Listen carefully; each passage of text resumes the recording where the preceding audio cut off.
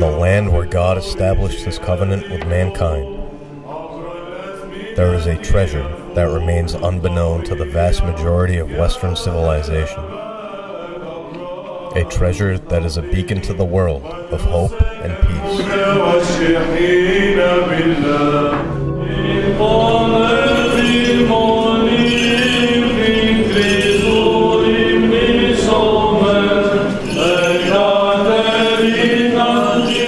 While the world around it has always changed, St. Catherine's Monastery has remained virtually unchanged for over 1,400 years. So rich in antiquity, there is no other place on the planet with more history within four walls. St. Catherine's has ties to the origins of Judaism, Christianity, and Islam. Some of the treasures contained within the monastery are the oldest active Christian church in the world, the burning bush, the well of Moses, relics of saints, martyrs, and pilgrims from centuries ago, and the single most significant library in the world. St. Catherine's Library contains 1/3 of all the texts and manuscripts on earth that date over 1,000 years. One of these texts is the Codex Sinaiticus, the oldest known Bible in existence. Today, these ancient texts are being digitized through high-resolution film so that they may be viewed and used by scholars from around the world. As famous as the library St. Catherine's is, the monastery is actually even more famous for the icons that we have here. We have over 2,000 icons. And I have read that of all the icons that survive from Byzantine times, half of them are here at St. Catherine's Monastery. This is due to the dry and stable climate here, to the protection that the monks gave to the icons over the centuries, and to the fact that the monastery has never been destroyed and never been abandoned in all of its history. We have an exceptional collection of encaustic icons dating from before iconoclast times. Iconoclasts destroyed icons deliberately, but this was a policy imposed by the emperor and enforced in Constantinople. Jerusalem and Sinai were already outside the Byzantine Empire at the time of iconoclasm in the 8th and 9th centuries, so the earliest Christian art that survives today is to be found at Sinai, and it is the very fragile panel icons that survive here. And of all of them, the most important is the 6th century icon of Christ Pantocrator, Christ the ruler of all. This is an exceptional icon. You expect earlier icons to be more primitive and later to be more developed. So it is quite surprising to see that some of the earliest depictions that survive, perhaps the earliest panel paintings that survive, are extremely sophisticated. But we have icons painted all the way up to very recent times, and I've been told that Sinai is the only place where you can trace the entire spectrum of iconography from the 6th century to the present. The monastery has passed through many difficult struggles.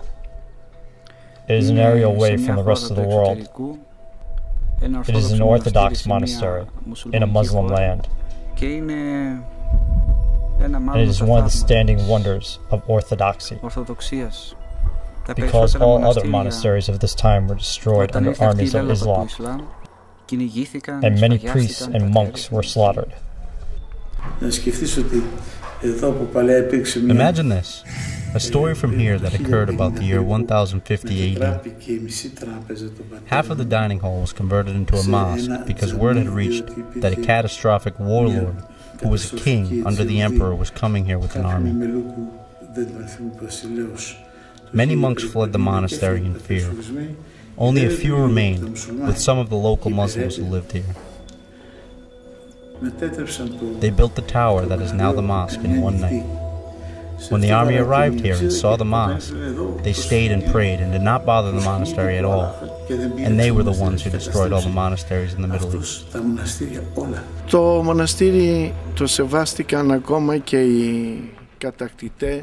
The monastery has always been respected by various barbaric groups that were known to raid, loot, and destroy villages and sanctuaries, such as times under the Ottoman Empire. The Prophet Muhammad had given a letter on paper to the monastery, known as the Atiname.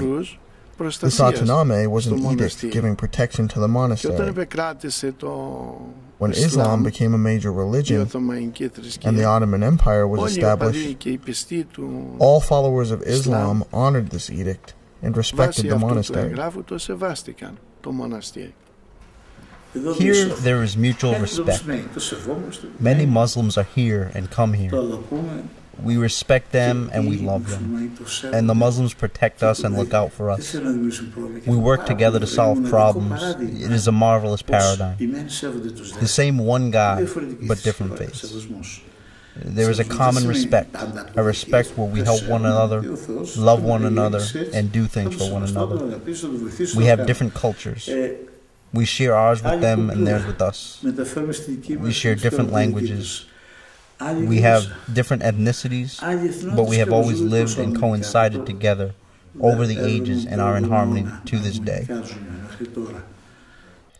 Though the monastery of St. Catherine has once been called home by the likes of the Prophet Muhammad and Napoleon Bonaparte, there are only a handful of priests and monks that abide there today.